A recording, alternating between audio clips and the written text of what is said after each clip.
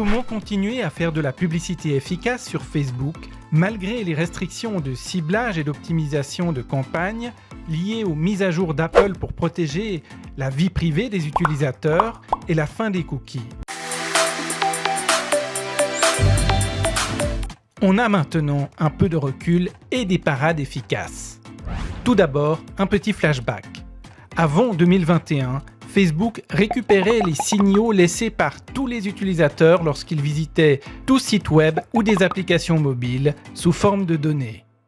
Des algorithmes très puissants de Facebook utilisaient ces données pour servir la publicité la plus susceptible de convertir à un groupe d'individus en fonction de leurs intérêts et de leur comportement.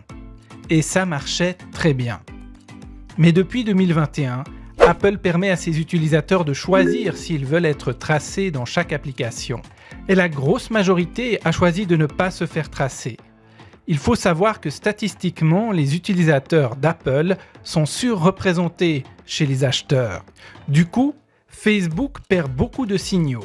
L'efficacité de la pub Facebook a drastiquement diminué, même si Facebook, c'est-à-dire Meta, la maison mère de Facebook, est toujours capable d'identifier les signaux qui viennent de services de sa plateforme, comme Facebook ou Instagram, et dans une certaine mesure de votre site.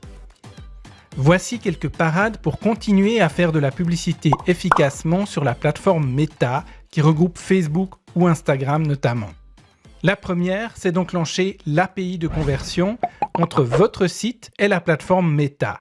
Cela permet que Facebook continue à récupérer les données de votre site, comme les visiteurs, les ajouts au panier, les ventes, etc., mais côté serveur.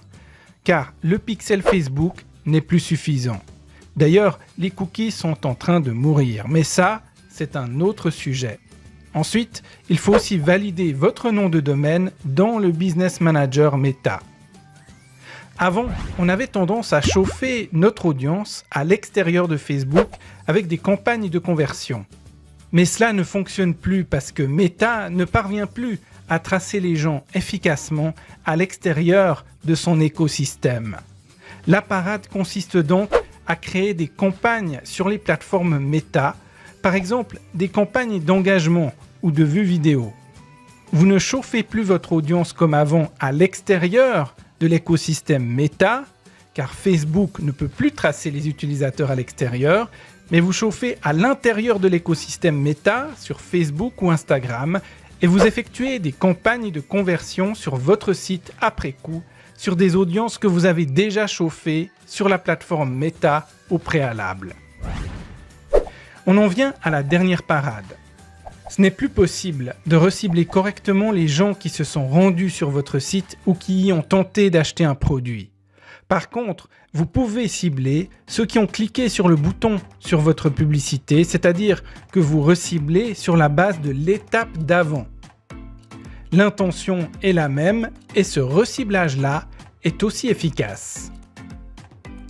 Une parade bonus. Utilisez les données de prospects ou clients en votre possession pour nourrir la plateforme Meta, notamment les adresses e-mail que vous collectez et que vous pouvez placer immédiatement dans des audiences personnalisées de reciblage avec des outils comme Klaviyo.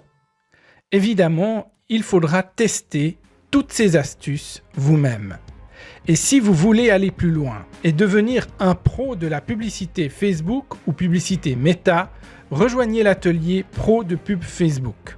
Vous y découvrirez des techniques, des enseignements et des outils qu'il vous faut pour créer des campagnes Facebook rentables. Likez et abonnez-vous si vous avez aimé la vidéo et n'hésitez pas à laisser un commentaire.